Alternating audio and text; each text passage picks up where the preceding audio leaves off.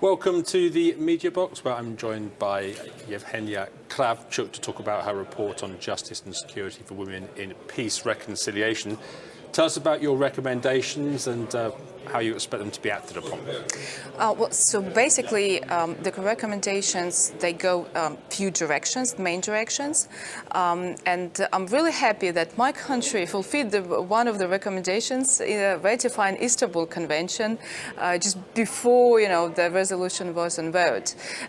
Because actually the Istanbul Convention has been the golden standard in dealing with different types of violence, especially against women as the vulnerable group. So it's one of the recommendations, and I really hope that ratifying by Ukraine and then signing by the president the next day would be a good signal to other member states of Council of Europe to do that. And I know that Great Britain it will probably have a vote on it at the end of July.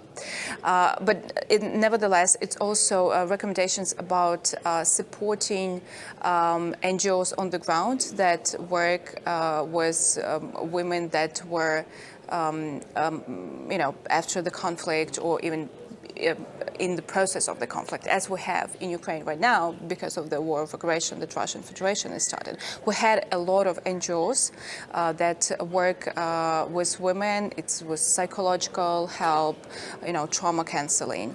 So basically, it's helping peer-to-peer, and we urge governments to help those NGOs run by women.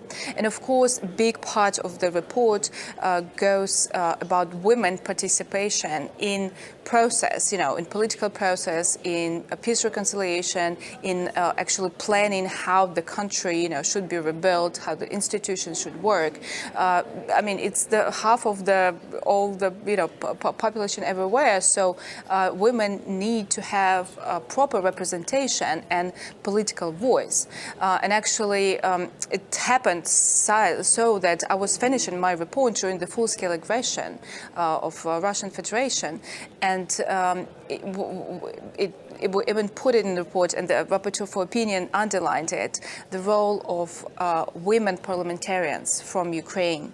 For example, us that are members of PACE, advocating for our country and bringing truth about what's happening. And you looked a lot at the experience of the former Yugoslavia. Yes, we had a big online roundtable at the time because huge part of the report's work was during COVID times.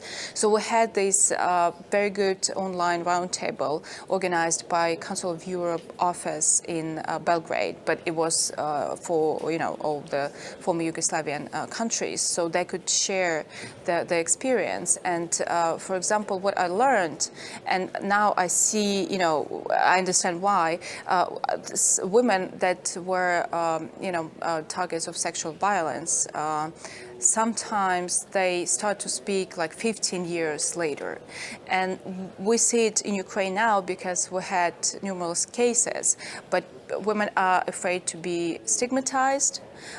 They are afraid to speak because, they don't want people to know about it.